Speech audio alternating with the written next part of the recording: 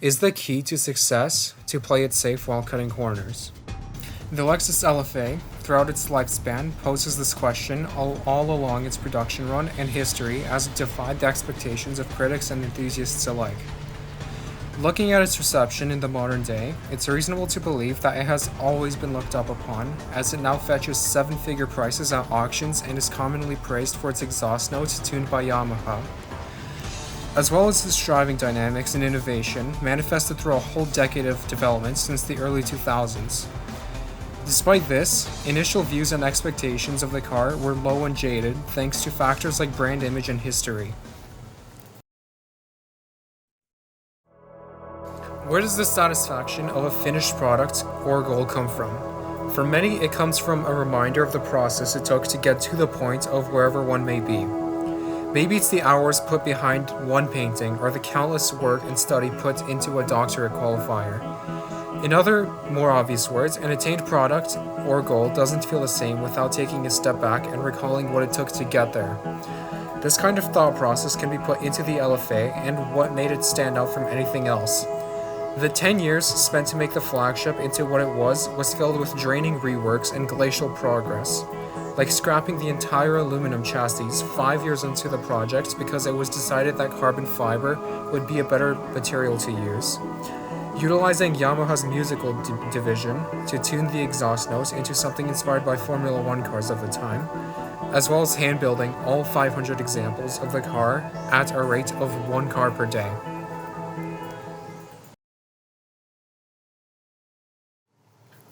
Lexus wasn't naive when planning the release of the LFA. Since the creation of the brand in 1989, they have driven only for executive and commuter needs like luxury and reliability, and excelling at it since their LS model. Because of their proficiency in this field, automotive journalists have always labeled their cars as something adjacent to brilliantly boring and too sensible for its own good, among other labels. I think you're getting the picture. All Lexuses are beautifully made and impeccably engineered to achieve unmatched levels of dullness. As expected by both the company and the consumer, Lexus lost around $375,000 on every sale of their flagship car.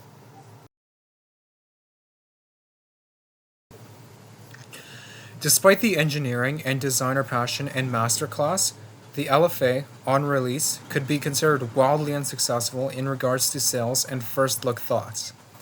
People couldn't justify the $375,000 price tag and often commented how Lexus was not an established performance brand and that other manufacturers that have been in the game for longer are more trustworthy. So when they announced recently, "We've made a sports car," oh, how we laughed in the office. When it was given its chance, the LFA blew these expectations out of the water and showed its real capabilities to the automotive industry. Right up until the moment we saw it.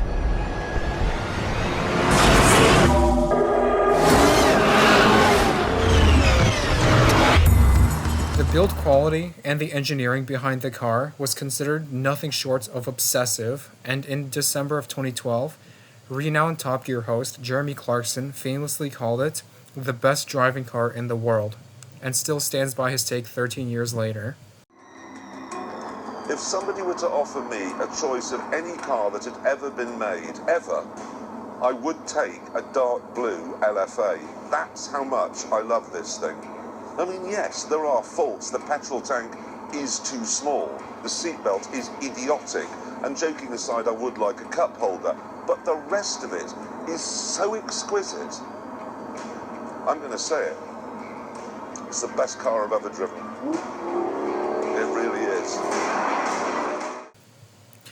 Nowadays, the LFA has broken the $1 million figure when it comes to car auctions, as all 500 examples have rolled off dealerships, and Lexus later on made a racetrack-focused version of the LFA, dubbed the Nürburgring package, with 50 examples made. Despite the sales losses on every LFA, the car helped Lexus gain even more traction and recognition, which would have made up for its losses in the long run. In the end, the story of the Lexus LFA is not just about horsepower, price tags, or spreadsheet results. It is rather about conviction. It's about what happens when a company known for restraints chooses to pursue something irrationally ambitious, knowing full well it may never make financial sense. The LFA's legacy was not forged in instant praise, but in doubt, patience, and relentless refinement. This is why its success today feels so deserved. It shows what it means to prioritize passion over numbers.